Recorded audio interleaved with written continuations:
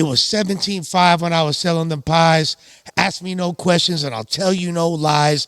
You lied to me, Lush Podcast, and this one that I'm super juiced about right now. Sure, man. Talk about it. Because from a podcast perspective, I'm interviewing the ops right now. You feel me? With the ops, huh? But from a hip hop perspective and from a legendary lyricism perspective, you feel me? Best in the city, the Yotes. Y'all are on my side. I'm with y'all. So Yes, we got the Yotes, we got Blanco, we got Guapo, you feel me? Popping in this motherfucker, man. Yes, sir, man. We done licked up with the ops, man. Yeah, exactly. Man. This is what they didn't want. Yeah, exactly. But we have like an interesting, even though we didn't meet until that Lefty and Problem video shoot, I feel like we were both aware of each other for a while, and I've been wanting to rock with y'all. I caught the follow and unfollow from the Yotes account, and then the refollow. You feel me? Oh, we unfollowed? Yeah. I think That was probably me. Hey, they didn't follow us back. Fuck them. Unfollow. no, I've been followed back. Oh, you did? Hell yeah. I was following y'all I first. fucking misread it or something. Because, sometimes IG be tripping. Like IG do be tripping. Yeah, so that's probably what it was. But it was also around the time of, and we'll talk about this later, the no jumper Yotes. That's probably what it was. Whooped you wop, and I think I got caught in the crossfire. Yeah, for which sure. I often do because our mutual homie Lefty. Yeah. I don't want to say he's no jumper killer, but he flirts with that ideology a little bit. But yeah, man. that's my why nephew. We got along so well, man. We didn't even know each other. We're like, oh man, yeah, fuck that side. Cool, I fuck with you, bro. Nah, the enemy is my friend. Yeah, it ain't that deep with us, Ain't man. that We had a deep, little bro. brief back and forth, but like nothing too crazy. You know what I'm saying? Yeah, it was nothing. It's just you throw us a lie, we're gonna take it, and now it's kind of like, yeah, we don't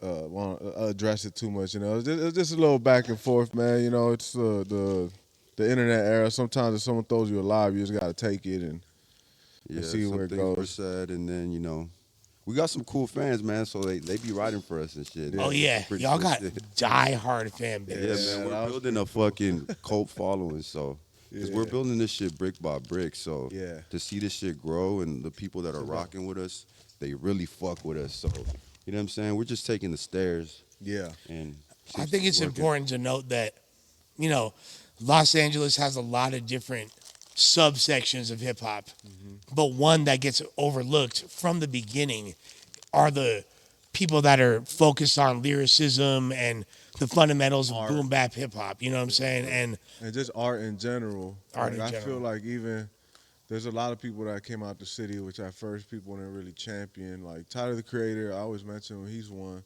Like I know like LA wasn't really fucking with him like that. Like the skater scene was, but like the hip hop scene wasn't. Right. And now that he is who he is, people are like, he's a genius. You know what I'm saying? And even Kendrick at first, I don't think a lot of people thought he was the one because when you're a little artsy, our culture over here is more like gang banging, street shit. So when they see the artistic side, it's a little first off-putting. But people are starting to get hip to it, man. Like me and my brother, we could exist in every world. You know what I'm saying? Like we'll have a show where it's a Chicano festival, and then on the flip side, we'll get booked on Rhyme Fest. And then we'll be on a show with Westside Boogie, and then we'll be on a show with fucking Lefty Gunplay. Yeah, then you hang with Lefty, Yeah, so we'll be, we're working on a tape with Lefty, and then we got Tech Nine, trying to do a song with us, and you know what I'm saying. So it's like that we kind of like could bob and weave in every world, but we're more focused on creating our world. Like we don't really care what's going on. You know what I'm saying? Like we're focused on what we're doing. And like he said, we're doing it brick by brick. We're really like engaging with our fans. Like if someone shows us love, we show them love back. Like we respond to comments, DMs, and like really make it personable because we do appreciate anyone who rocks with us. So I think like our audience, they feel like they're a part of what's happening. So I think that's why our trajectory is like this. We're not having like the boom effect. Right. But It's not like one moment that's the catalyst of success. It's a slow burn, which is, oftentimes makes for a way more substantial, long-lasting career. Right. Yeah. like, Nas Illmatic didn't go gold even for a long ass time. It took, but that was the most critically acclaimed album in hip hop history. And Exactly. look at, Nas is now well into his 40s, still as hot On as the ever. Grammy. Yeah, last winning, year or whatever. taking accolades by the day. We were talking about that shit in the barbershop not too long ago. Somebody had the fucking audacity to say some fucking hip hop blasphemy. Let's hear Who it. listens to Nas? Nobody listens to Nas anymore. We were like, what the fuck are you talking about? Yeah. What they say? He's not Travis Scott. He's not doing what Travis Scott. It's Thank God. Exactly. Thank God. And fucking Travis Scott's dope too. But I'm saying, like, bro, Nas is an old man, and then we looked up his numbers, and he's got like what 8 million monthly listeners on Spotify. That's Still. Spotify. And it's like, bro, this man's been here for years. He's not going nowhere. Yeah. And he's still hot. All those projects with Hit Boy. Yeah. He's been on a run. He's resonating. He's gaining new fans, and And he's got some of the most legendary verses of all time. Like Literally. he has a few of my favorite verses ever spit. You know what I'm saying? So like to be and the person that said it, they're a artist or. You know what I'm saying? It's like you can't even call yourself a fucking, at least not a hip hop artist if you don't acknowledge like Nas his is greatness. ordained as like the God MC. yeah, literally, he's one of the goats, hands down. And we studied all those guys, man. So that's what that's if we're Steph Curry, that's our 3-pointers, like concepts, bars, storytelling, shit like that. You know what I'm saying? So. But yeah, man. So I want to get into your origins. I know y'all are from Hawthorne. There's actually a pretty impressive list of artists that come from Hawthorne. Facts. After they moved from Philly, Corrupt, and Roscoe, set up shop. That's where they lived at. Facts. Pigeon John, underground LA legend. I don't know if y'all are familiar with him. Definitely. Project Load and all that. Mm-hmm. There's a lot of dope MCs from Hawthorne. Tyler. Yeah, Tyler, exactly. The Beach Boys. We could take it back to Yotes. Barbara Ann. You feel me? Kuko. Yeah, You ever yeah. heard of Kuko? Yeah, I know. Kuko is raw as hell. In fact, Kuko did a DJ set here the other day at Duno's party. So yeah, Hawthorne is like There's something in the water. yeah, Here, man. very underrated, but we're starting to like get our recognition per se, and it's a lot of creative people, and I think it's an interesting place because on this side you got the hood, you got Lenox, Inglewood, fucking Watts not too far away, fucking Gardena and all this shit, and then on this side you got El Segundo, Redondo Beach, you know what I'm saying? So it's like the middle towards like the hood and the beach, you know what I'm saying? It's like where a lot of people from the hood move to Hawthorne. To like, it's like a little better, you know what I'm saying? There is hood parts in Hawthorne though. I lived right off of Prairie for a good 6 months. Oh, yeah? So, yeah. What? It was like 139 around there. Yeah. So I think it's an interesting place because you get influenced by the street culture, the gang culture, but then the skateboarding culture is not too far away, so that kind of infiltrates too. So I think that's kind of what made up our style was like the cholo culture, skateboarding culture, and like hip hop culture. Yeah. There's a heavy gang presence in that city as well. You got different barrios, you got Crip gangs, you got all kinds of stuff going on. A heavy single mother presence. Heavy single, straight up. Bunch of baby mamas that live on Chadron and Cornblum and all those apartments over there. Straight up. I'm not gonna lie. I was dodging BMs over there. Like, So, what was it like growing up? Did y'all feel the pressure to join a gang or things like that? We grew up moving a lot, bro. So, first when we were first born, we lived in Lenox. So we went to Moffitt, and I remember being a kid in Moffitt, and a couple of my friends were already like, it was a point where they were deciding if they were gonna join.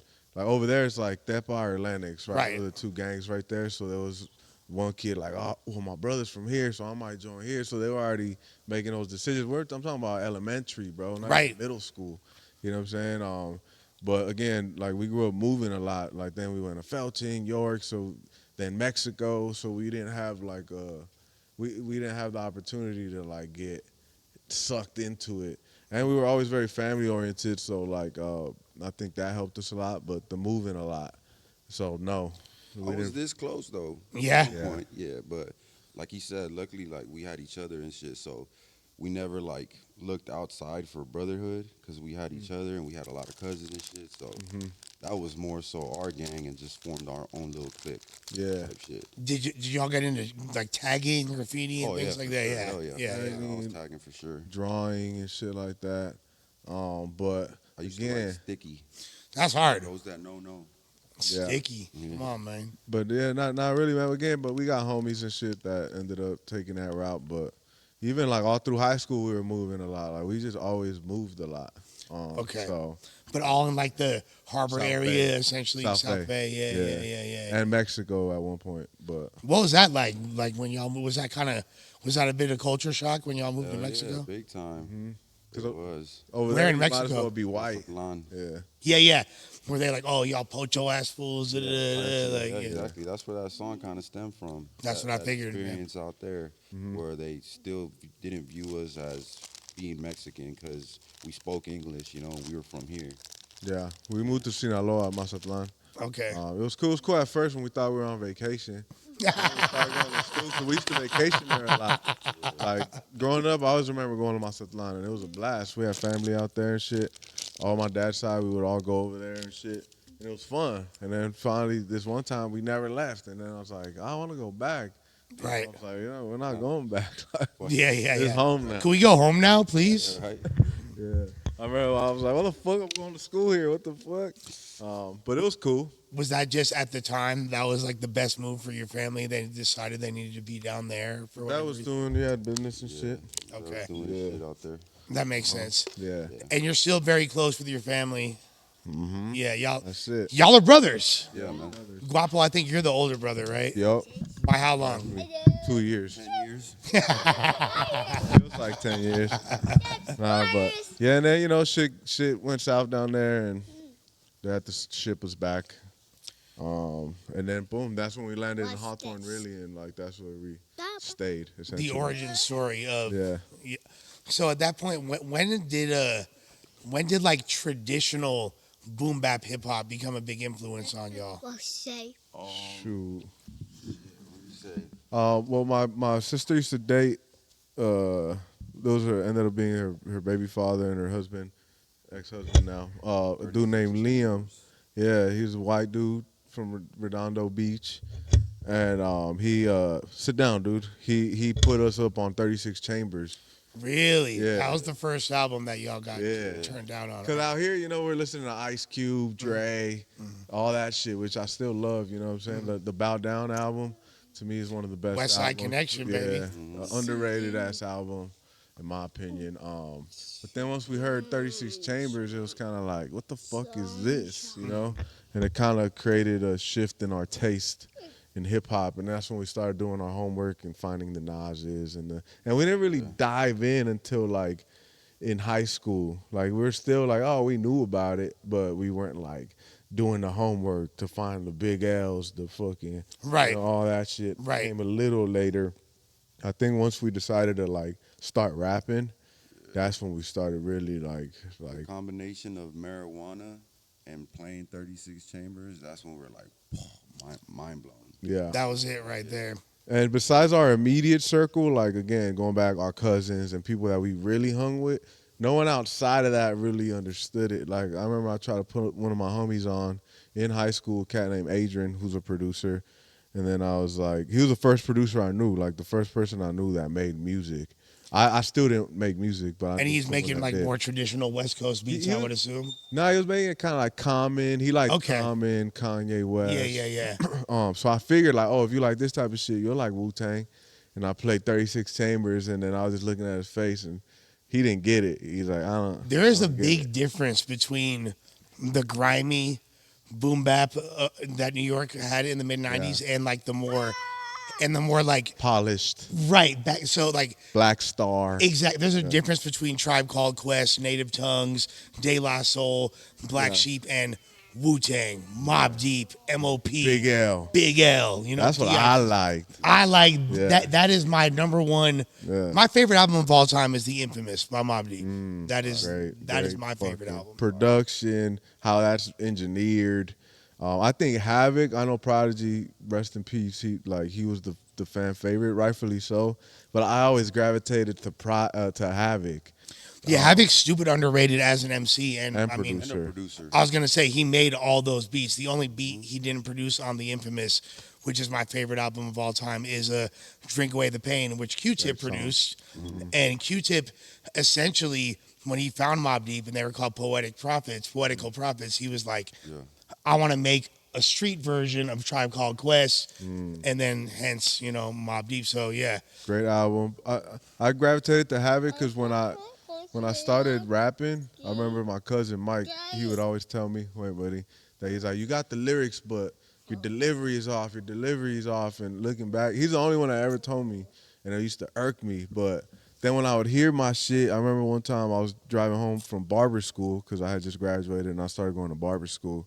And then I was trying to like really study myself, right? Like, what does my cousin mean? Like, and then I was playing a Havoc verse and then my verse, a Havoc, and I was like, yeah, he's right. Like, and then I remember I started rapping along to a Havoc verse and trying to project like he was projecting like his verse. And then something clicked. I was like, oh, all right, I get what he's saying. And then I kind of found my voice. that's how you found your pocket right Yeah, there. I started making my voice a little deeper and like projecting it. Like what's it's a song where Kyle like scratch him off my hit him up, then no scratch him off my list. Like I don't know if you know that song on that Of album. course, yeah. Cradle of the Grave. Yeah. Maybe. That's on the Infamous album I was talking about. Yeah. And then something clicked right there. Along I was kind of losing my mind. I felt at the time, and I created a persona called Lunatic Luminary, where I would rap like from a perception of like someone that just lost their mind, kind of, and borderline philosophical.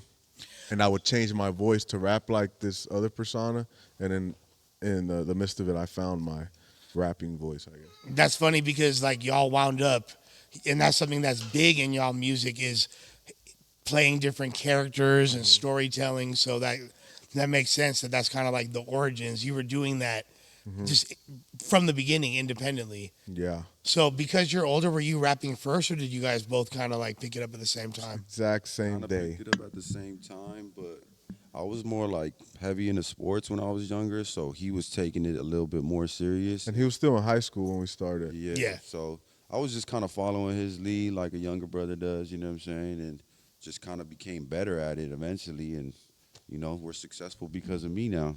Okay. I had to drag his ass here, believe it or not. I'm whooped. I'm not gonna lie. I'm just playing back. My boy's a loader like me, I already know.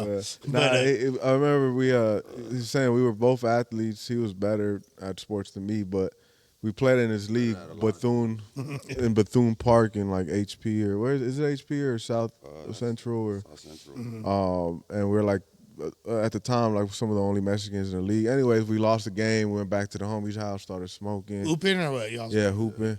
And then we kind of just started freestyling, and that's how it kind of happened. That's how I remembered it. And then I would just start writing shit for the next time we were smoking and shit like that. And then we made like a fucking a regional hit called "Make It Bounce," our first song ever recorded. And then we're like, maybe we can do this shit. It went crazy. What was Make It Bounce talking about? Is that talking about booty or? Yeah, booty. Yeah, of course. Yeah. Because at that time we weren't really like. First rap group called F2D. Yeah, fresh And to death. it stood for Fresh to Death. Super trash. Yeah. Y'all are kind of, was it like jerkish a little bit? A like, little bit, kind of. little jerkish? Yeah. Kinda, it was definitely like a club bop. Yeah. We LA didn't vibes. automatically Like- go into Kind lyricism. of like the pack vibe. Yeah. Yeah. Yeah. The Hype lyric- E / jerkish. Yeah. Yeah, for sure. That's dope though. We sucked at that shit though. Yeah, F2D was a very short-lived. It was probably that was a thing for like a month, and then almost I don't know what happened. We went from making like a bop type of thing, and then I think we discovered underground hip hop at the time, and then we just made a shift. Like, nah, fuck this. Let's spit. And then we met some older cats. They were like real spitters, and then we formed a group. They at first they just wanted me, but I was like, nah. I was like, if I gotta at least take my brother, because we had another group already. F2T became UD, and there was like 4 or 5 of us. And then I met these 2 other cats, and they're like, oh, we want to form something, and we like you. But I didn't like the other guy. I liked one of the guys.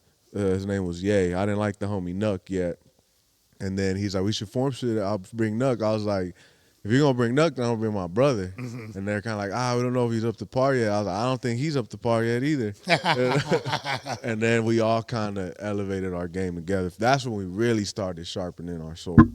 And it's crazy because I feel like you guys are very equal in your skill set. It's very difficult for me to Thank you, man. distinguish who is and that's rare. Truth, bro. Tell them the truth. No cap, cap. Y'all are like neck and neck. Thank you. Most man. groups, there's like a clear, RIP Fife Dog, but there's a clear Q-tip in most groups. But with you guys, I feel like it's a preference. Is there a general consensus of who's better or not really? Like, I don't think so. I think we both got our strong points and our like go-to move. Like, if we want to do like some cool fly shit, I guess I'll take lead. Yeah. Like some lyricism shit, like he takes lead. And, we just kind of bounce back and forth from there. But yeah, we both have our strong move for sure. One thing that I really like about y'all is that no matter what, even though y'all are lyrical and y'all are boom bap, y'all are fly. Mm-hmm. Y'all know how to dress. Yeah. Y'all know how to present yourselves. Yeah. Y'all got steez. Yeah. That is like what We got bitches. got we bitches. Got money. You feel me? Turning up. Like because a lot of like I don't like how underground hip hop became synonymous with being dusty. Oh hell nah. With That's being it. broke. With That was never. We liked the Dipset. We liked 50 Cent, G Unit, like, Ghostface, Killer, Raekwon. These motherfuckers were always fly. Yeah. Right. You know if you don't know how to dress, I really can't even take you serious. Really Facts. spitting type shit. Facts. Even though like who cares about fashion? That shit kind of gay anyways. But like you just put that shit on. Like you know what I'm saying? If you cool, you cool. If someone don't want to be like you, like at least like if you don't inspire someone with a fashion, some level, like hip hop's always been a cool guy sport. I don't care what nobody says. Even like the underground shit, like yeah, we dabbled in it, but we never like. I like Method Man. Like to me, was at one point the epitome of like, oh, that fool's cool, and he's a spitter, and he's grimy, and bitches like him. I was gonna say Method Man could take anyone's bitch. Yeah. Period. From your granny's generation to your, you know what I'm saying? Like, And he was rocking a one eye contact, was a fucking grimy ass fool. Like, I liked cats like that where I was like, oh, that fool's cool. Like, he's an intellectual, but he'll still punch you in the face. You know what I'm saying? Like, those are the cats I fucked with. Like, the dusty cats, I never really related to it. Yeah, once underground hip hop became synonymous with just a bunch of dudes and incense and just, smoking blunts and no bitches around. Like I couldn't, I had to take a step away. That's out. Like, That's out. Like, and it sucks that people, because there's often a misperception, but I feel like at a certain point, that type of hip hop wasn't gearing itself towards a female audience and they migrated elsewhere. Yeah. Understandably so. We like maybe at one point we were in it for the underground shit, but real quick we were like, you know what's cooler than just doing some lyrical miracle shit, doing shit that everybody likes. So. Yeah. And we don't go in it with that mindset, like we're doing shit we like, but I'm never like, oh, I want to be like this underground guy, like, nah. Like I'm doing this, like. We're trying to take it there. Yeah, I'm trying to take it there, man. Is it a challenge for y'all to kind of like toe the line between accessibility and mass appeal and still staying? Because I feel like those records you have about the devil and God and all that, that's kind of a metaphor for stylistically how you want to maneuver, because y'all have the ability to do some straight, you know what I mean, commercial type rap, or maybe like do like a reggaeton song or something like that would blow up. Yeah. And also, like, you guys are towing that fine line. Is that a challenge? You feel like you have to dumb your lyrics down at times, or? People want us to, and again, like, we make whatever we feel at the time. If it's a bop, like, if that's what we're feeling, like, that's what we're feeling. We have songs where we're singing. We have songs like, even these producers approach us and they want to make certain type of songs. I'm like, hey, I'm open to do it, all of it. I'll try anything as long as it's dope. Because there is hit records that are dope, and the people that teeter the line and do it masterfully, whatever that word is, Kendrick Lamar. Right. Right there. Yeah, right. There's a lot of people that do it, the high level lyricists that can make hit records, and like I said, K. Dot, J. Cole, Dre, Snoop, like Ice Cube. Like there's so many examples. Big Pun, Cypress Hill, fucking Drake. I mean, you know, we don't listen to Drake on this side no more. But hey, say what you will, the man's a lyricist. Yeah, no. Even his fucking- song about LeBron, like in that whole thing, he lyrically, bar for bar, he still got it. You know what rap, I'm saying? yeah. Fucking. But there's an asterisk. Yeah, Yeah. stay the fuck over there Yeah. type shit. Schoolboy Q, Eminem, Nas, Jay. The list goes on. The guys that do it at the highest level that we all love, mainstream, underground, and everything in between, they rap, and they have storytelling and they have substance. So I feel like that's what we're aiming for. If we land there, we land there. If we don't, we don't. But we're definitely not in it just to like, I don't know, like do it, stay down here, you know. Right. And if you look at what we've done some pretty cool shit, man, with A-listers and Yeah, y'all got a big. A lot of people know you for your record with Shaq. the big Aristotle. I was talking to him last night. That's our friend. Like People he don't just understand. sends us fucking records. Like, yo, what do you think it is? Oh, send me that song y'all just dropped. I want to get on it. Like that's our homie, bro.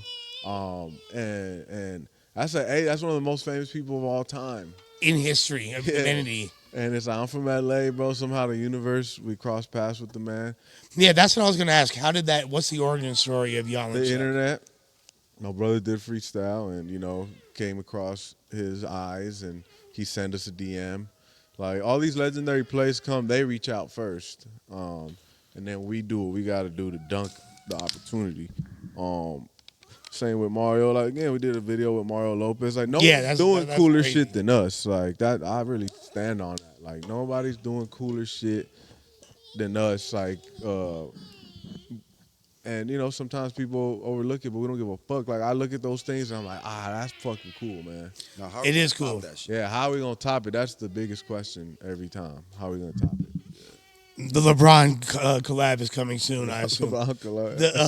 You know who's actually nice is Dame Damian Lillard. He could actually spit. Yeah, he can spit. Yeah, out of all the hoopers, he probably one of the best for sure. Best, yeah. I think Don't fuck with that LeVar. What is it, LeVar Ball? Lamar? Yeah, yeah, or Leangelo. Yeah. That's just kind of hard. He's got the.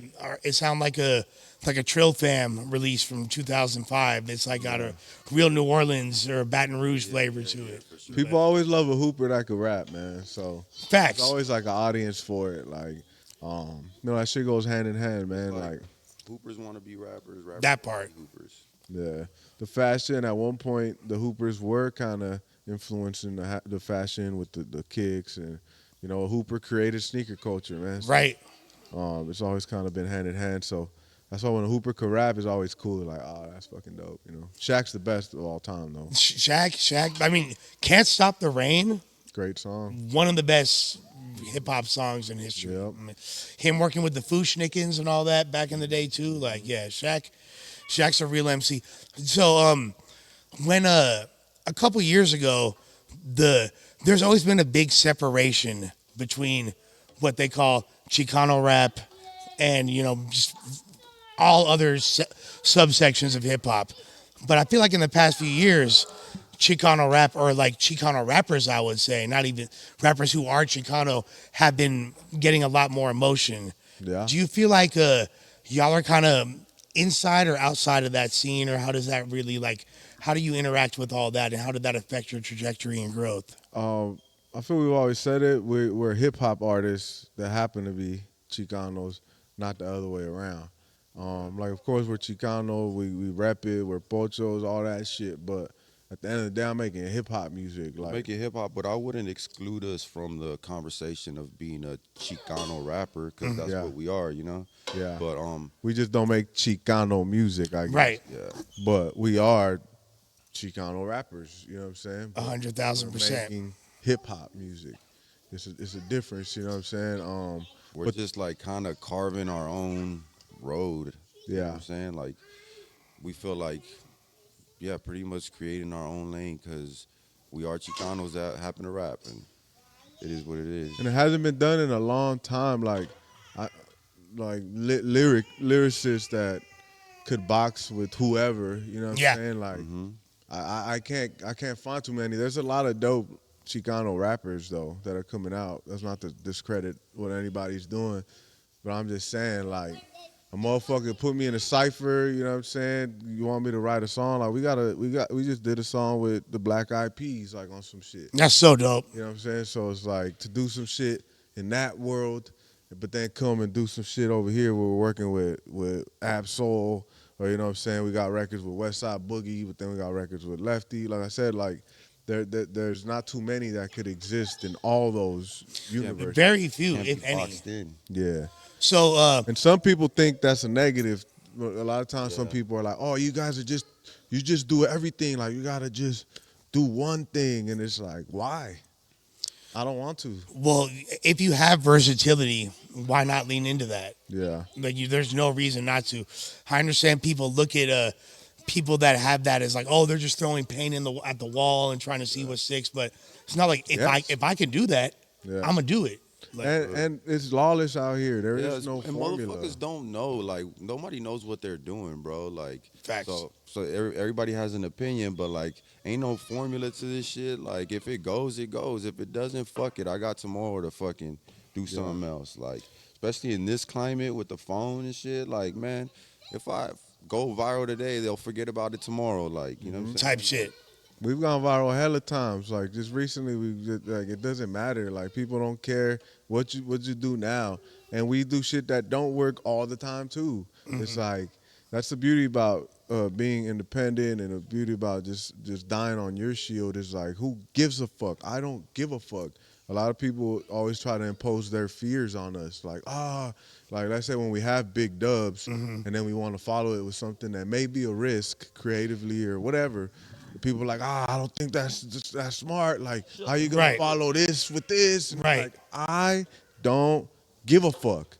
Like, do you not understand that I don't give a fuck? Like, I've been failing for a long time in this rap shit. When you feel like doing something that you wanted to do. Yeah. I don't want to feel like something that somebody else gave me an idea to do it and kind of just, and I did it and it didn't work. It fucking feels like shit. Like Because we've damn. done that too. That way you can stand on it no matter what happens. I failed, but I failed on my own merits, And now I learned from it, and you know you maneuver through the losses. Well, it's like I thought it was cool. Fuck it. Yeah. Right. Yeah, move on. I'm not married to a success. I'm not married to a failure. Like we move on fast. Like oh, that was fucking hard. Next. All right, what we doing now? Man, that was Shaq. We did some cool shit, huh? Next. Yeah. Right. Oh shit, Be Real. Oh cool. Next. Oh shit, Mario Lopez. Next. Fucking God. Yeah. You know what I'm saying? Like the devil. Yeah. Like, cause a few people were too like, how you gonna top this creatively? Because that was pretty cool creatively. The devil. Very, very much so. It's like we don't think about That it. was superior lyricism. Well, yeah. So in the Devil song, y'all took the Murder Was the Case sample and flipped it. You know what I mean? And I thought that was a really cool nod because that's like a storytelling record, and then y'all evolved it from there, and it also was giving Dre and M Guilty Conscious vibes as well. But y'all, most people of this era, they're unaware that even exists. So y'all kind of reintroducing that and getting people used to conceptual records in a climate where that doesn't really exist anymore. Doesn't exist, bro. Doesn't exist unless you're the highest of the highest artist right now. Right. At this level, everyone feels they got to do the same thing, and they're afraid of, I don't know, looking weird, or maybe they don't even have it in them, and everyone is just the same. That's a possibility, and it's like, and we pride ourselves in not being that. Every so often, you know what I'm saying? Like, we're human, bro. So if we do something very artsy and it doesn't hit, yeah, it affects me for a fucking day. You know what I'm saying? But Right.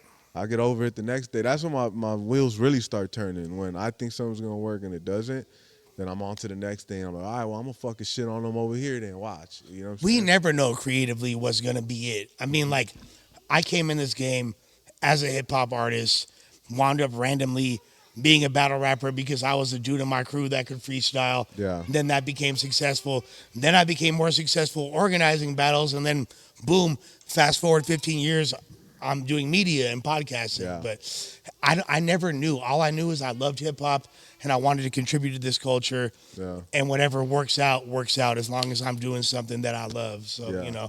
It's the best, man. And when it's working even somewhat, it feels good that it's like, yeah, well we like is working. You know what I'm saying? Right. And it seems to work the most. Like what we're the best at seems to work the most. Every so often we try creative stuff that our audience don't know us for, and they might not receive it right away. But we like to sprinkle it in there because it is a bag we got. And I want our audience to get used to us doing different stuff. Like, don't get used to me or us just being the bar guys or the concept guys, or like you're gonna see every side of a human. Like we're gonna have the conscious records where we make you think, and it's probably adding something of value to humanity. And then we're gonna have the other side where it's kind of like, man, what the fuck? These fools are psychopaths, and it's just brain poison, maybe in a creative way. But it's funny because even like the fundamental traits that encompass MCing, I see y'all lean into them, and then in certain songs lean into other ones. Like certain songs, you'll have crazy compound syllables. You know what I mean? You're rhyming internal rhymes, 4 or 5 syllable schemes. Then other songs, you kind of dial that back and you focus more on the imagery and the punchlines and things like that. So even just the basic skill set of MCing, y'all have enough fundamentals as to where you know when to lean into one of those bags or dial it back. I think a lot of people don't catch that probably, but Yeah. I see it. Yeah, appreciate it, man. Now, the food community recently put out a list of this was the name of the list. I think it was the top 50 Latino rappers in the U.S. Yep. Y'all were on the list, I believe. We're 12. Yeah, number 12. How did you feel about your positioning on that list and that list in general? Bullshit. We should have been number 1. Yeah. That's right. I think based on what they judge it on, I see why they would think that. You know what I'm saying? And maybe accurate from their perspective. But again, I don't know not only too many Latinos that could out-rap us, I don't know too many rappers that could out-rap us. So Facts. It just depends what you're judging it off of. You know what I'm saying? I don't really care too much for the lists. It's cool to be like acknowledged and shit. You know what I'm saying? If I would have been on there, yeah, I would have been like, man, what the fuck? This fool's smoking dick. Yeah. You know what I'm saying? But which we weren't last year. Last year we weren't even mentioned. So, Really? Yeah. That's what led to the unfollow. Yeah. Ooh. 'Cause I was like, we were going crazy. That's we just dropped the Shaq shit. With Yeah. Fucking, and I was like, what? Like, what the fuck? Like, to not be on a top 40 of Latinos. And there was so many people on there that we were shitting on numbers wise, whatever. So it does make you go like, the fuck? But I mean, those metrics didn't even make sense. The fact that it said top 50 Latino rappers in the U.S. and then pretty much like it stops at Texas. yeah, When there's some East Coast animals.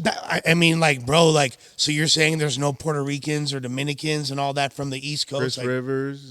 dude, just off rip, Chris Rivers not on the Flawless list? is pretty nice. Bro, you know what I'm saying? There's a lot of, Flawless is nice. There's a Bodega lot. Bams, he don't really do it no more, but he was Bodega Bams was a monster. I mean, like, by their metrics, they failed their own list, in my opinion. But you know, from their perspective, It's all subjective. I understand anyway, it. you know. I get it know from their who perspective. runs too. the list and all that. So I'm like, yeah, from your perspective, I see why you would think this. I would have, put certain people before others. I think, but I think who should have been on there for the most part was probably. There were a few people. Yeah, I can't even say that. Yeah. But we were on there, so I was like, yeah. I felt like the list was compromised. Like, there are certain names, it's like, damn, did y'all pay for a slot? Like, how are you I haven't above? even heard of some of those people. That's what I'm saying. And all I do is dig in the crates 24/7. So Yeah. it don't make sense. There's also like a lot of MCs that are actually Latino that people don't even realize.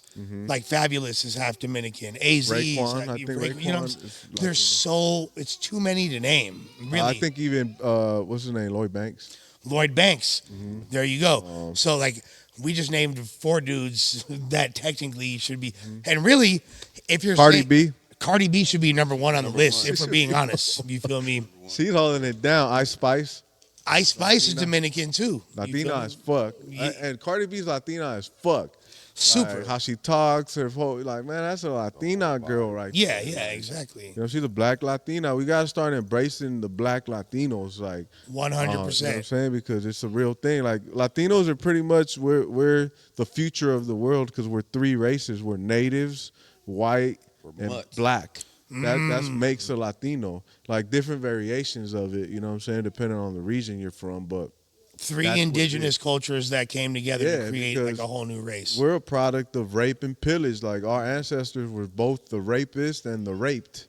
You know what I'm saying? Because we were the Aztecs, which is Native Americans for all you bozos. We've been duped to think that we're other, but we're native to this bitch. Like Right. this was our land. This is our land. Califas. Yeah, it's like We're in Mexico right now, technically. yeah, so we've been duped, and partially maybe because the history, because we went to Mexico. La Historia de Mexico begins when the Spaniards come. Mm-hmm. You know what I'm saying? They don't tell us about our rich history before. Right. How we had thriving civilizations, and we were doing great shit as native people. Sacrificing. Yeah, eating people's hearts. That's why we're out here eating people's hearts on, when we're trying to rap, because it's like that's in our. It's in our DNA. I saw Apocalypto. I know what's going on. You feel me? Yeah, yeah. On both sides, because then you got the conquistadors that came too and started fucking shit up. Right. We're over here off. That's why we're all fucked up. Hernan Cortez. Yeah. Lately, I be thinking like, damn, I wonder who my great grandfather was, like on both sides. Yeah. Like the one on the ship coming to fucking just rape the natives, and the Indian motherfucker that was trying to hold it down. Like, Right. I be thinking about that shit lately, like trying to envision it, like who my grandfathers were back then. Yeah, is my great grandfather Jaguar Pa or Esteban? You feel me? Like, yeah. Crazy thing is they were both. They probably Right, or both. duked it out. Both. Like, Right. Yeah. So it's just crazy. Now, there's been a lot of conversation recently on the origins of hip hop and Latinos' contributions to it, and Puerto Ricans in particular, who were there from day one. A lot of people trying to deny that fact, and But a lot of the forefathers don't. right. You know what I'm saying? It's all the idiots that try to erase the Latinos from the history. But you could listen to KRS, RZA, a lot of these guys, and they're gonna say like, yeah, you got to give it up to the Latinos that they've been around from the jump. You know what I'm saying? That part of the world was black and brown, and over there they coexisted. It wasn't like in LA, like we're making strides, forward in a positive way, but over here for a long time it wasn't like that. 100,000%. And I think Latinos in general, we've always just been like, I don't know, we never like just grabbed our balls and like took what was rightfully ours as far as like our contribution to American culture. Of course, like the blacks, they've contributed. They created American culture Immensely. much, you know what I'm saying? Yeah. Like rock and roll, like the list goes on. R&B, like hip hop, like black people have always been in the forefront. Sneaker culture of American Best athletes. culture. You know what I'm saying? But Latinos, we've contributed as well. It's just maybe in LA because maybe the legalities of we just want to like not make too much noise because fucking kick us out. Right. And just happy to be here type. Be here. Happy to be the help. Fuck So we're players now. Yeah. Our It's been long generation, enough. Yeah. because we grew up like, like you don't really see our story on TV. You see the black story, you see the white story. The Latino story, like you don't see it much. At least when we were growing up, you had some sprinkles of it. We had it with Selena. Selena, Right. Shouts to baby girl though. You feel yeah. me? The GOAT. But I heard Yolanda trying to get that parole. We gotta, man. If she get out, I'm not encouraging violence, but that's no good right there. fuck that bitch. Yeah. Street justice. Yeah. Even when you look at what LA culture is known for, the lowriders, the dickies, that a lot of that shit, like fucking Chicanos were on the forefront of that fashion, you know what I'm saying? But Dre and Snoop made it popular and shit. Well, what's the name of the city? Los Angeles. Los Angeles. You know what I'm saying? We know where the fuck we at. And I think Everybody everyone in knows. LA has always known, like everyone, but the world is blind to it. I think because we as a people never like, Yoked saying? up and claimed that. like nah. And maybe we weren't able to box at the level that everyone else was at the time. I don't know. But now you see the shift changing, and you see like Mexican American kids, specifically from Texas and LA, we're really out here like making noise, and people are starting to take notice. Like, Mexicans are kind of cool. You know what I'm saying? It's straight up. I feel like this is and I was in 7th, 8th grade when Kid Frost put out East Side Rendezvous and things like This that. La Raza is a legendary song too, man. Yeah, exactly. Like so like But who was it for? It was for La Raza. exactly. This is for the raza. So yeah.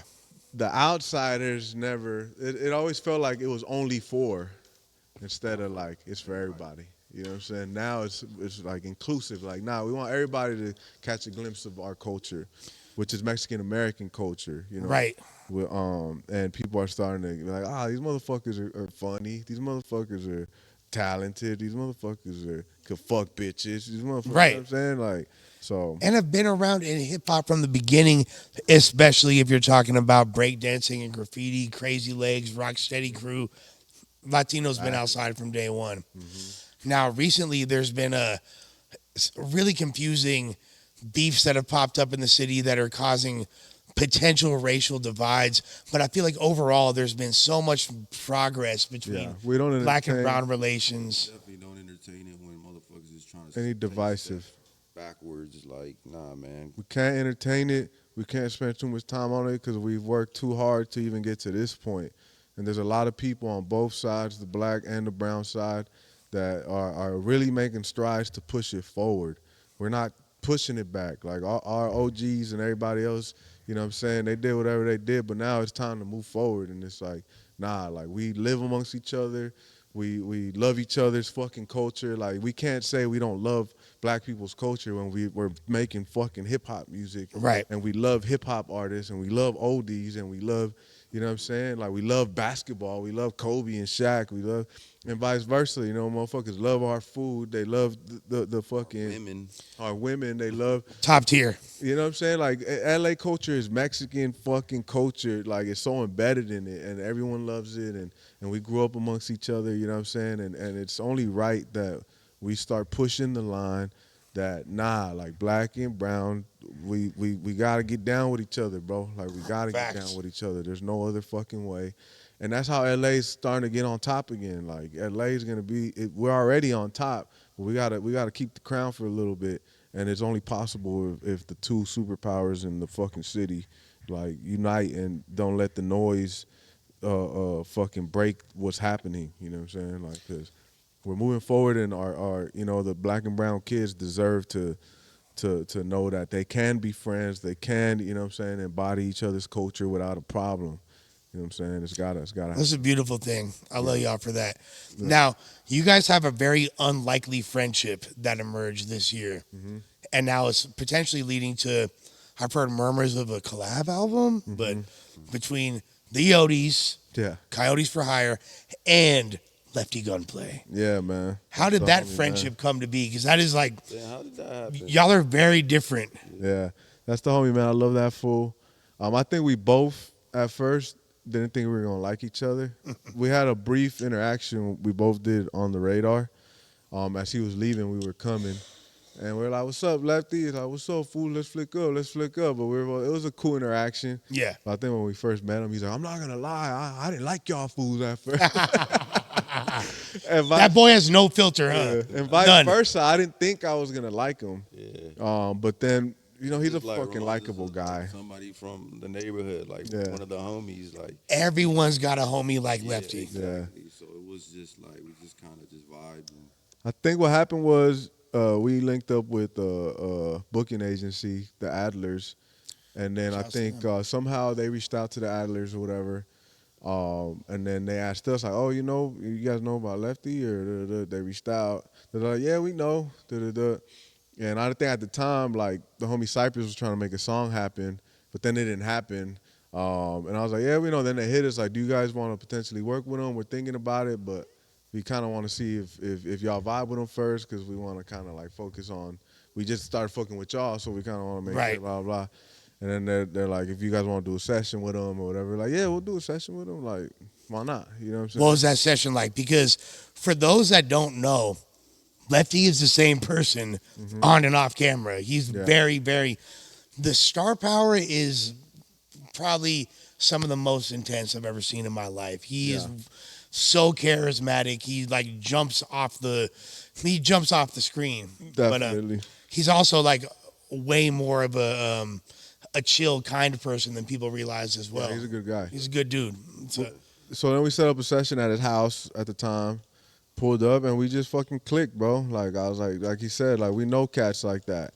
So it was very familiar out the gate. It wasn't like, "Oh, I'm here getting to know someone." I'm like, "Oh, I know who the fuck this fool is." Right. And I think we both felt that. And then according to our manager, Doughboy, who now manages him, Shouts to Dope Easy. the next day, fucking, he calls and he's like, man, this fool Lefty said, he joking around at the time, he's like, that he wants me to manage him now, and that he really fucked with y'all, and then Doughboy's like, y'all should do a collab tape, and then that led to like fucking 10 sessions, and we got about like 10 songs with him and shit, unreleased. There's one release with us, him in the game. We put him on our album. That's dope as fuck.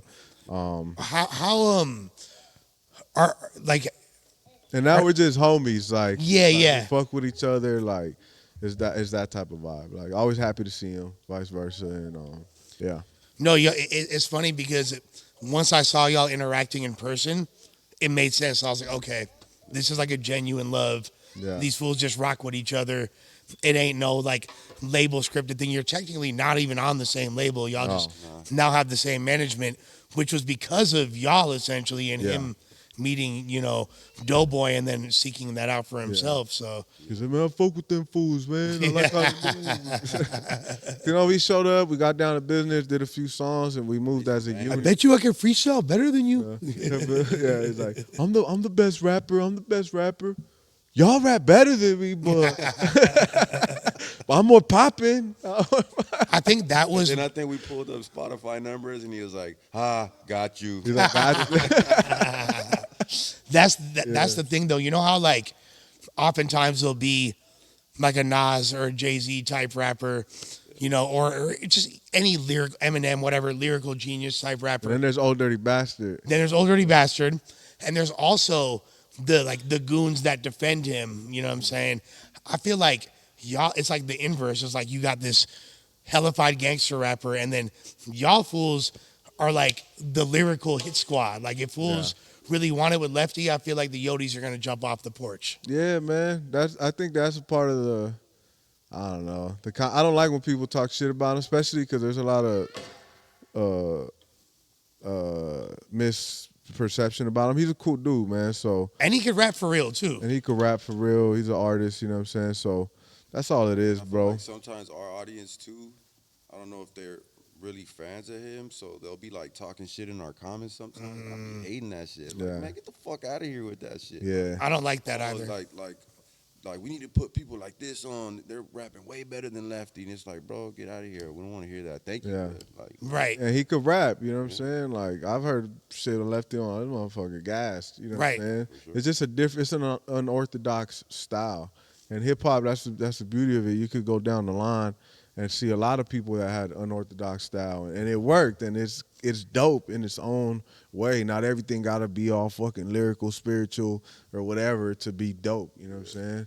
And I think that people have a misperception that rappers like y'all are only gonna listen to one type of music, and you don't, because I come from the world of battle rap, and people wanted me to be this voice of lyricism, which I continue to push lyricists. That's why y'all are sitting here. Yeah, but thank you, man. I love Young Thug and Cardi and Uzi Vert and all these. There's so many different time and place. Exactly, and people don't realize that that's all under the umbrella of hip hop. I love Billie Eilish and shit like that. There you go.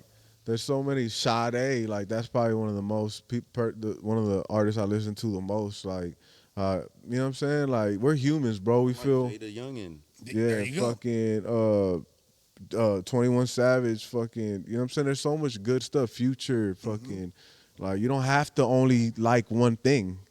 That's there's so much, you don't have to like everything, but be open to it. Like I listen to almost everything that comes out of hip hop just to know that I don't like it. I don't like most of it. Right, no, I feel you. Real. Lyrical and dumb shit. Most of it I don't like it. Like, but that's the thing. I feel like a lot of people. Right. I'll try to put him onto shit like this shit sucks. Do you feel like you're the more open-minded of the group, or? I think so. I don't know. I just like ignorant shit. It just depends on what you mean by open-minded, because you could be open-minded to multiple type of things. Right. Like I said, like Billie Eilish is a pop artist. I love her shit. Great tits. You know what I'm saying? And she's gorgeous. Looks like she got some big old nipples. Yeah. But pepperonis. Artistically, I like Cardi B too. Like I actually listen to her shit and I be like, this bitch is gassing. You know what I'm saying? Like, so it just depends. I'm open minded to all of it, but if I don't like it, I don't like it. You know, it's just that kind of thing. But I just feel like the quote unquote real hip hop community are super vocal about like it's once they see somebody, especially because there's so few people that are actually doing that on a successful level like y'all are. People want to like claim ownership and they want you to move a certain way, but you guys aren't going to allow that shit to restrict y'all at all. Nah. Even like that afraid of losing you shit we did. There's a few people like, I don't know, I love y'all shit, but I don't like this. Like, oh, what? You guys are already trying to do this. More commercial. It's like, bruh, like, there was no thought process when we made the song. Like, it's just, we made it, we liked it, I wanted to release it. Like, simple as that. Like, what deems something real hip hop? Like, yeah, I think exactly. it's real hip hop if it's just coming from Genuine. an authentic, genuine place. 1,000%. It's not about boom bap. That's real hip hop. Like, no, that's corny. Yeah. Well, people used to really like it's like people are so short sighted because back in the early mid '90s and all that, motherfuckers were hating on Eazy-E, were hating on Ice Cube, were talking shit about Snoop, gangster rap, and all that. Probably a lot of the Southern cats too. Hell yeah, they hated on Scarface. Yeah, hated on Outkast. Yeah. Y'all seen Outkast at the Source Awards? They got booed when they won Best New Artist. Bullshit. South got something to say though. Yeah. You feel me? Exactly. Blasphemy. Those motherfuckers are great. You know, Big inspiration to us. Yeah, it's funny you talk about Cass because my engineer Mango, I was showing he's younger, you know what I'm saying, and I showed him AT Aliens for the first time the other day. Great album. He was mind blown. That inspired the L. Aliens. I don't know if you heard that. Yeah. That was a spin off that. Kind of like we kind of feel like they felt in the South at the time, right? Like because they weren't making traditional Southern music, I guess, or the alienators because we different. To the East Coast, it was probably not hip hop enough, you know what I'm saying? So they really felt like they were aliens to what's going on. And for us, since we're first generation and all that other shit, it's like a triple entendre to how we feel and what's going on. Like I don't know anyone in LA that's doing what we're doing. Like, there's not. And on top of that, like I feel like y'all's name, just the Coyotes, is a triple entendre as well. Yeah, because that can factual. You know, we know what the Coyotes, the people that help people across the border. You feel me? That was my first thought when I saw Coyotes for Hire. I was like, okay, they talking about like, but then it's also like a metaphor for we gonna bring our people into the industry and the rap game, and then on top of that, we're in Los Angeles, and there's literal coyotes all through this motherfucker. People hate them. Yeah. People, they're the underdogs. They're the underdog. Yeah. That's also what it meant too. The underdog story. Yeah. So people love the wolf, you know what I'm saying? And the wolf is a fucking great animal. But the coyotes, the small, motherfucking vulture, the pest, you know what I'm saying? They're like the pigeons of the ground type thing, yeah. So it'll just see fit, like, and maybe a lot of people see like Mexican people like that. Like, you know what I'm saying? You see a lot of people like when they think of the immigrant, like they just think of like they think of us, bro. You know what I'm saying? So it's just like little pesty motherfuckers that are taking over this country. And they took our jobs. Yeah. They're reproducing like crazy. When the truth is, we're really the people starting the most businesses in this country are Mexican Americans. Facts. Like we're fucking providing jobs for people. Like we're doing the opposite of what they're saying. Like we own a barbershop where we employ people. You know what I'm saying? Like it's a lot of fucking bullshit, bro. Like we're really adding to this country a lot of value. Los Angeles is the 5th or 6th largest economy in the world. We know we Which make is up crazy. 50% Not in of the this country, bitch. in the world. Planet. We must be doing something right over here. Yeah. You know what I'm saying? All that LA slander is fucking annoying. It's like, yeah, we got a lot of work to do politically and shit like that, but as a state, or Los Angeles at least as a city, it's the best city in the world, man. I don't give a fuck what nobody says. By far. No matter, I've been all over the world. This is the greatest city in the world. Where you from? West Los Angeles, I'm right near y'all. Nice. Yeah, I grew up right outside of Culver City in West Los. People just see Instagram like, oh, Los Angeles. It's like, man, what the fuck? In the same sentence, they'll say that we're liberal pussies, and then be like, oh, it's so dangerous, it's out of control. It's like, Yeah. do you hear yourself? Like, which one fucking is it? Like, are we liberal pussies, or do we not know how to control ourselves? And you know what I'm saying? We're just animals. Yeah. Like, it's like we're both. That's the thing. You know, a lot of these transplants, they come and they only see Beverly Hills, and then when the real LA starts creeping in, they don't like it, and now LA's out of control. It's like, newsflash, this is the reality for a lot of people in the city. It's been like this. That doesn't fucking surprise us or get us all scared. It's kind of like, ha, like, yeah, you finally seeing what it is out here. Like, it's not all fucking Hollywood and fucking matcha teas or whatever the fuck that shit's called out here. Bobas. Like, yeah, like, no, well, like the perception that people have of LA, oftentimes when people talk about people are fake out here, this or that, they're not basing that on real Angelinos. They're basing that on their experience with the other transplants, the fools that came from, no disrespect, for Nebraska, Iowa, whatever, wherever. Yeah. Whoever is the prettiest girl in, you feel me, Pine Bluff, Arkansas, whatever, she gonna come out here to be an influencer, and then all these, this coagulation of all these different people, that's what breeds the fakeness. Yeah. But the people that are from here, we got a strong spirit, strong sense of community, and it's very different. Yeah. And the other thing that's crazy is, for example, cities like Hawthorne, it's got palm trees, it's got nice homes. You have no idea how quick you'll get caught slipping out there, though. Exactly. It's not what it looks like. All through South Central LA and all that is like that, really. Yeah, the neighborhoods are the dangerous parts. It's not it's not downtown LA. No. Like, it's dangerous, but you see what the homeless people, most of the time they'll pester you for some money or whatever, but it's like, and every so often you hear the crazy stories, the homeless guy stabs someone. Yeah.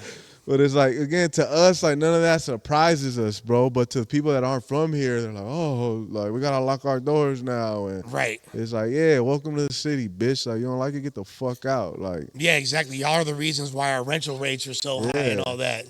Go the fuck home. LA is not safe. Or when people are like, oh, LA's, like, I saw some shit on the Joe Rogan podcast where Mel Gibson, like, was like, oh, in the 90s, I made a wrong turn in the hood and in LA or whatever, and then he saw some homeless people approaching him, and then Joe Rogan's like, oh, well, it's way more dangerous now. It's like, it's literally not. It's like, you obviously don't know shit about LA. It's less dangerous. Because in the 90s, shit was crazy in the hood.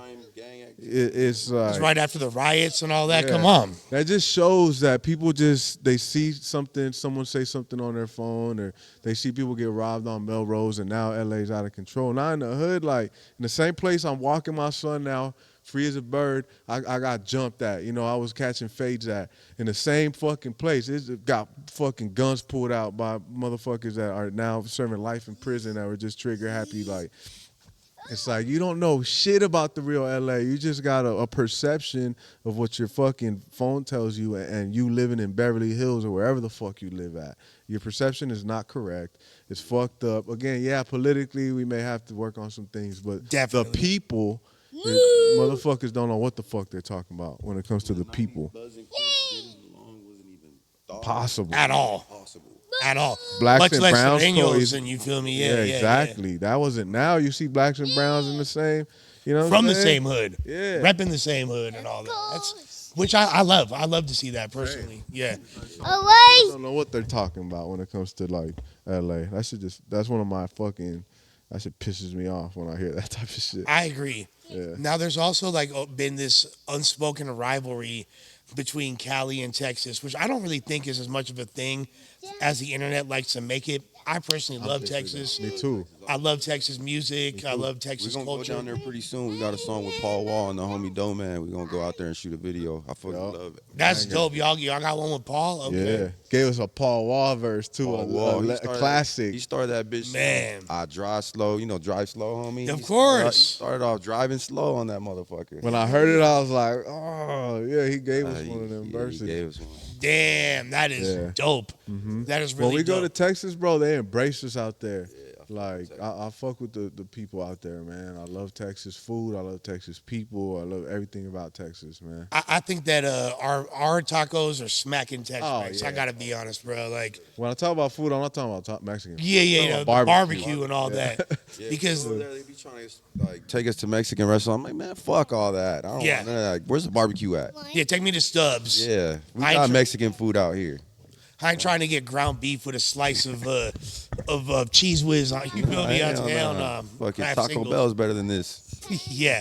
Now, musically they're dope. Musically they're amazing. Yeah, they got a lot of dope shit going on over there. Now, one of their legends, SPM, just got denied parole after I don't know serving anything 23 about that years. guy. Yeah, me neither. Yeah, Me neither. I hear stuff about him, but I, in a real sense, I never listen to SPM or I don't know much about anything about him except what I see on the internet. Yeah, I think that one thing that I think that the SPM story can teach us all is people need to separate the music from the man. Just because you love somebody's music doesn't mean you need to applaud them as a person or push their line as a person. Sure. So. Yeah, I think I'm able to do that to separate the artist from the art. If I like the art. You're a Michael Jackson fan. Nah, Michael Jackson didn't do it though. I don't think Michael Jackson did it either. I'm just kidding. His only crime was not understanding the climate of the world. You can't be a man and be too nice to children that aren't yours. That's why Lush keeps his distance with your son running.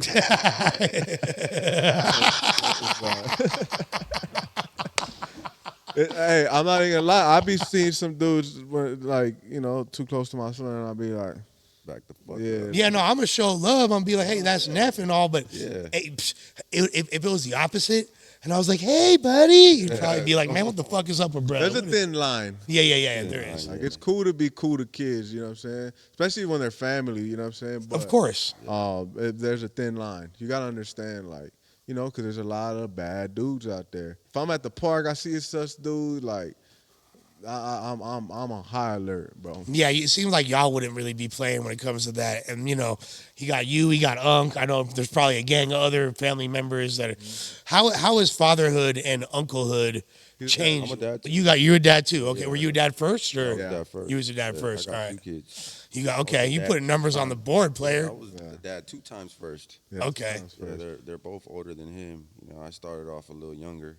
But, man, fatherhood it's amazing, man. It really it makes you a better person, really. And it just kind of, made me who I am today, man. And I do it all for my kids, really. It's all for them. I love it, man. I suggest, there's a lot of, I think in society right now, a lot of people don't want kids. I understand why. The world is in a weird place. Yeah. But I highly advise it. It's the best. Like, the pros outweigh the cons by 1 trillion. You never know who you give birth to. They could be the person to set us back on the right track. This is how I be thinking. Like, I really be thinking like this. So it's like, the world's in a weird place. Both good and bad. I think it's pretty cool. Somebody has to give birth to John Connor. Yeah, who's going to give birth to Who's going to give birth to John Connor? Yeah. Straight up. Who's going to save us from the robots? So we didn't have more kids. We're so focused on the Cyborg opposite K. in this country. Like, abortion. And, I feel women should have the right to kill as many babies as they want. King Von them. Yeah. If that's what you want to do. But I'm pro. I want people to have children. Like, man, it's a beautiful thing. I want everyone to experience it. And again, we need more people, man, to keep keep it going and to save the planet that we're ruining. Good luck. What was that movie, No Country for Old Men, where like babies just stop being born? And that's a real thing that's happening. Like, the birth rate is decreasing. It's decreasing. Not only that, like, what a healthy sperm count in the 90s was per load. It was like 500 million. Really? You know what it is now? Considered healthy? It's like 4 to 9 million. Wow. So like that's like 490 million less. Yes. And it's dropping every year. Like, there's real statistics going on that by 2070, if we don't make a change, the United States of America, because it's mostly here, we're not going to be able to we're not going to have a country. We're not going to have children being able to be born because of our diets, because largely like plastic and shit like that. Right. Like, so all this shit sounds like conspiracies, but it's not. There's a lot of ex-FDA employees. There's a lot of real information out there to show that the real problem in this country isn't abortion, is we're not going to have children no more. Like, it's just... That's a terrifying thought. I'm trying to have another kid, and it's difficult. Like, we really gotta like try hard. I gotta watch what I eat. I gotta, you know what I'm saying? Like, not because of that. It's because like You going soft on us? no, fuck no. I'll bust in the oven and nothing happens. That's right. That's right. Blanks. And I know a lot of I breathe on a fish, you get pregnant. We own we own a barbershop, so I talk to every type of man there is in the world, and a lot of people are having this problem, like where they even have to do in vitro or that doesn't even work. Like it's so common that that's gonna be a real. And you're never ready, right? You're never ready. It just you have to see and pray this though, right? You have to get ready and when just be ready because you're never gonna be ready. Never in a perfect time. If anything, if you're any type of a motherfucker, like hustling motherfucker, it makes your hustle amplify. Has anyone done a vlog from your barbershop yet? No. Let's do it. Would y'all be open to that? Because I would love to, you feel me? See, and I think it's really dope that despite y'all being, there's rappers with maybe 1/10 as much motion as y'all. That would be like, I'm focusing solely on the music. This is what I'm going to lean on. I don't need to do anything else. But y'all dudes still have a whole business outside of the culture that, I assume you're fully dedicated to as well. So what's that balance like? It's just, it's just full time. It's 24/7. Like I don't got free time. Like it's like, cause I am a family guy too. So I make sure like everything, there's time for everything. You just gotta make it. Like there's enough time to record. There's enough time to film. There's enough time for the content. There's enough time to just micromanaging the time. Are y'all still cutting fools as well? Or I'll cut sometimes. I got a lot of clients and I make a lot of money there. Are you like a celebrity barber? Would y'all at this point kind of? Our clients know what's up. Yeah. But they knew us before. Right. So again, I've developed so many relationships with people, some which have helped our music career as well. We meet lawyers, like the lawyer that helped us get out of the whack deal, like met him at the shop.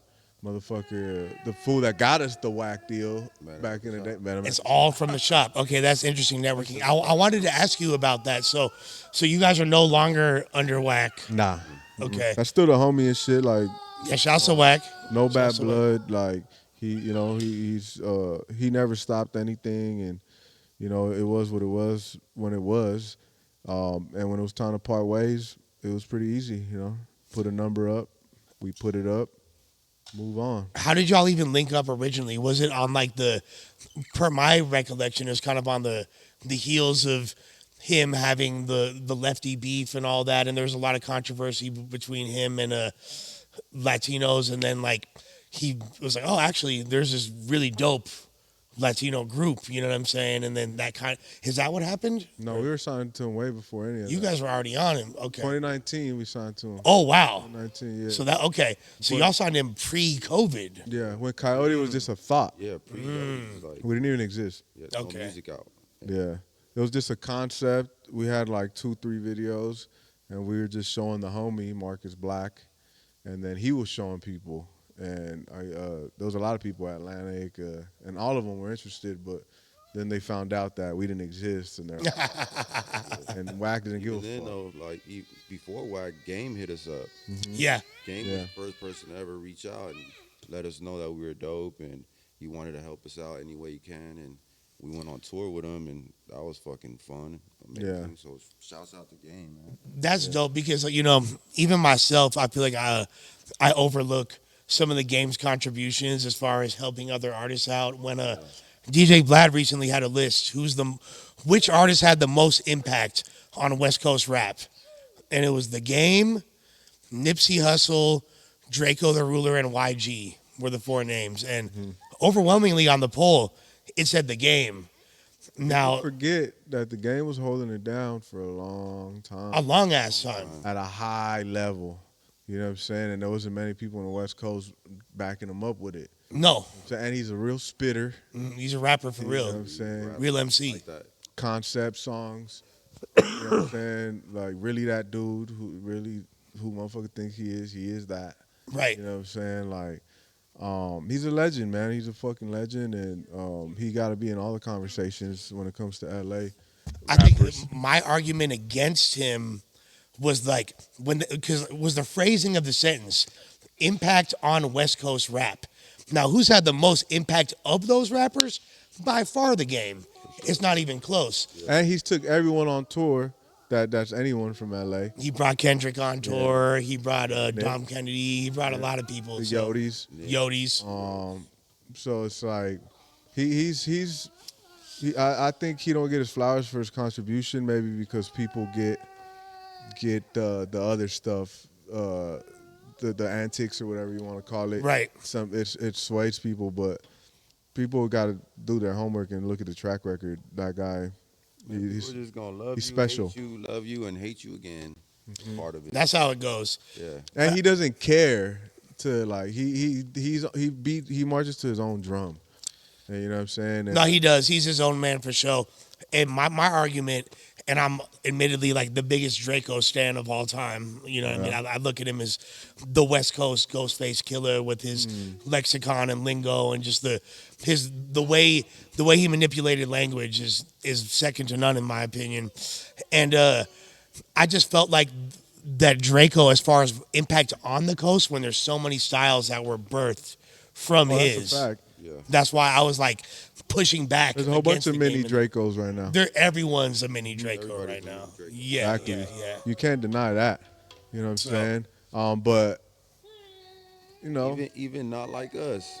Not Like Us is a Draco record, essentially. it's like Must start Draco on a beat. influence. Oh, like yeah, for sure. Draco. There's like 12. The second verse for sure. I'll say influence because you know Kendrick made it his own. But Dot did something that no one could have done. I Yeah. love Kendrick. I've been pushing Kendrick's line for Sure. damn near 15 years now. But like, you know, he deserves to be Kendrick where he's on my at. top 5 all time. okay, perfect segue since we brought it up. I know it's cliche, but I'd love to hear y'all top fives. Yeah. It changes all the time. Always changes. Yeah. Favorites? Sure. What it look like right now. You go first. Want me to go first? Kanye West. 50 Cent. Kendrick Lamar. Who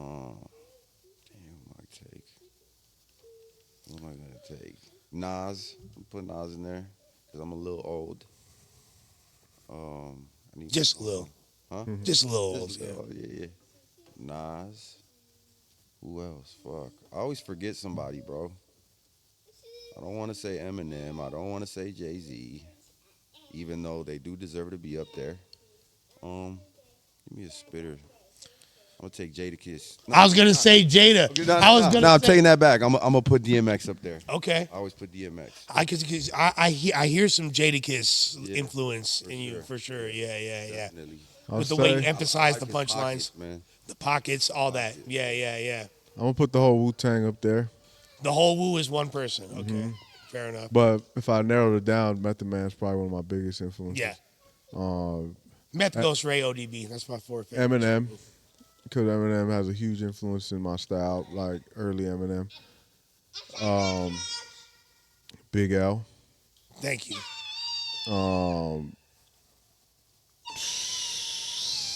Fuck. I'm trying to say no one that he said. Mobb Deep Thank you. and Big Pun. I was gonna say, if Big Pun doesn't appear on one of these lists, Yeah. I'm gonna start tripping. Again, my list changes all the time. Yeah. This is what That off list the top could've of been my my head. list. Yeah, his Right. list too. Right. I love everybody on there, and there's other people I would have put on there too. Like, so it just like at the top of the head right now. Yeah, that's And fuck list anyway. Yeah, fuck list. So you guys got a new project coming out soon. yeah. Definitely. And you guys got collab projects Yeah. with Lefty. You have another collab project as well, right? Static Selector. Wow. Collab project. With Wow. Static. A collab project with Mike and Keys. Wow. Collab project with Lawrence. 1500 or nothing. And these are okay. So that's like live musicianship and all that on that one. None of it sounds the same. Yeah. Just say that. Those are all very Static Selector. He gonna be scratching on the Boom hooks. bap. And, boom bapping it. Fuck. Yeah. He's pulled out some pretty dark shit out of us. Some crazy stories that just are out there. And these are all dropping this year.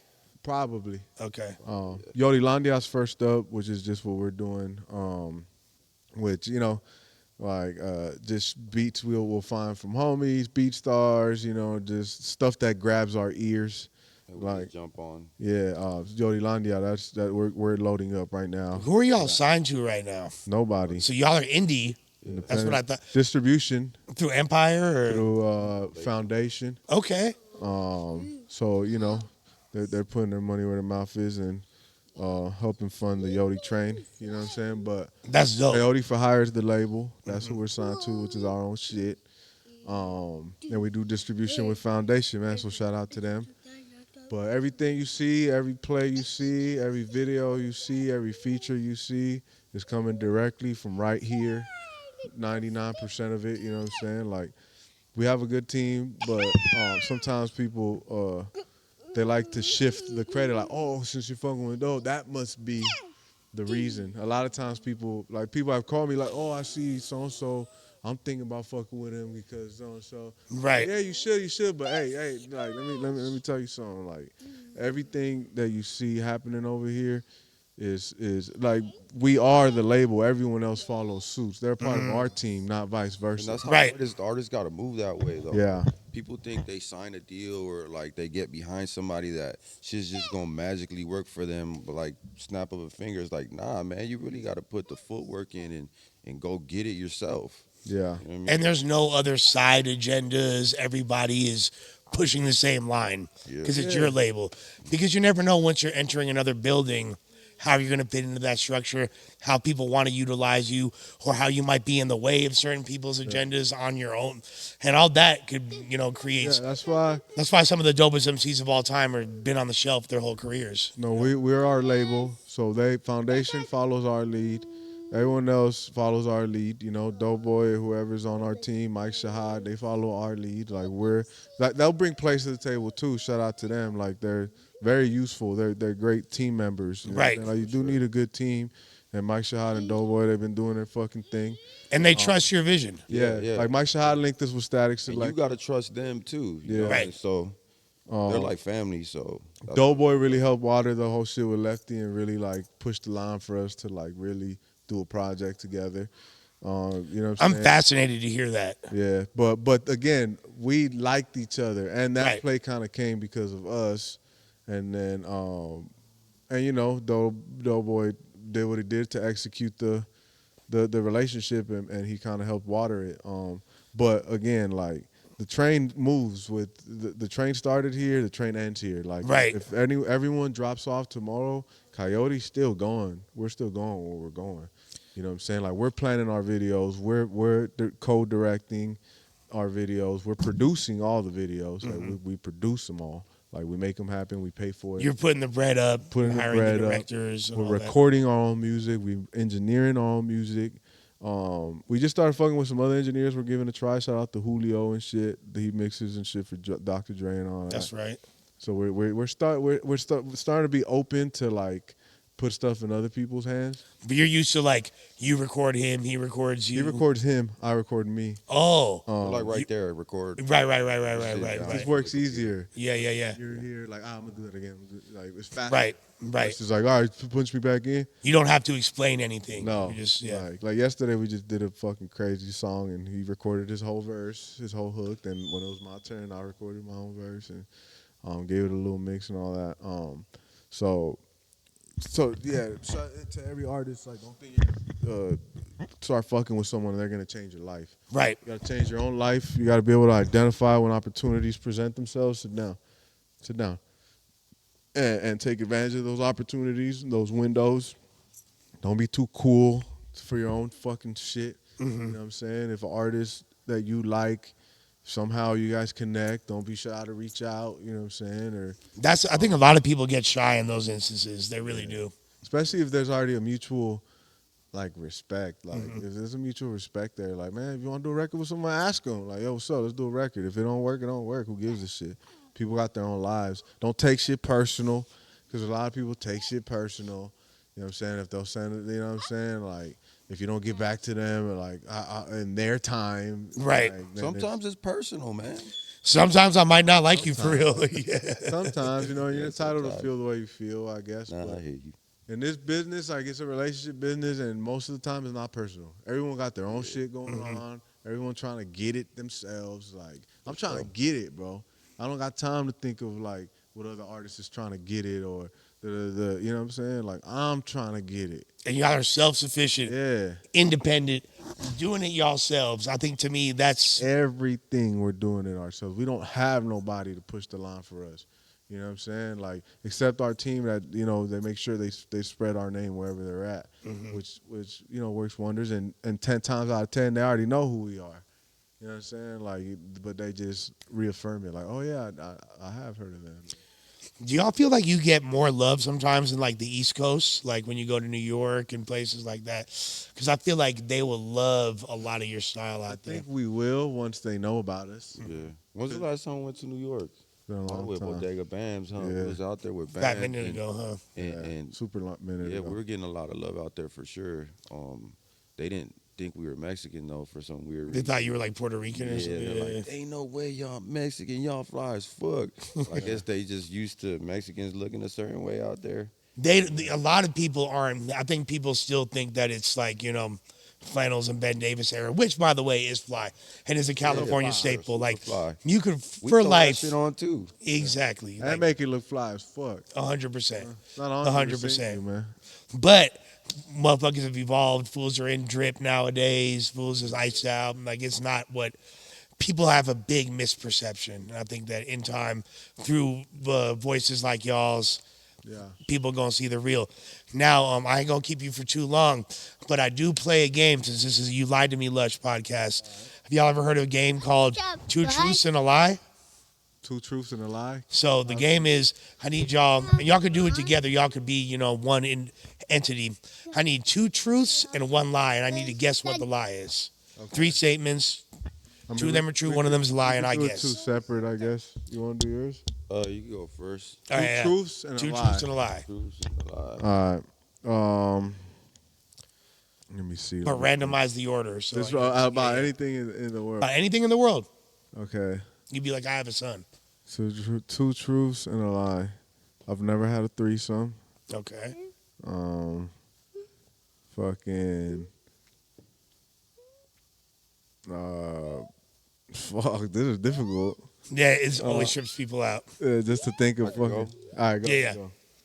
I got 2 kids. I'm wearing white forces. I ate a stripper's asshole. Those, I don't know. I haven't seen your kids, so I'm gonna say that's the lie, and you ain't know. You never ate a stripper's asshole. Damn. Have I though? I for sure have. I for sure have. Not this week, but not this week. Okay. What the fuck did I say? Said I've never had a threesome. I've never performed in front of 50,000 people. And I am the best rapper in the planet. So I want to say you've never had a threesome before.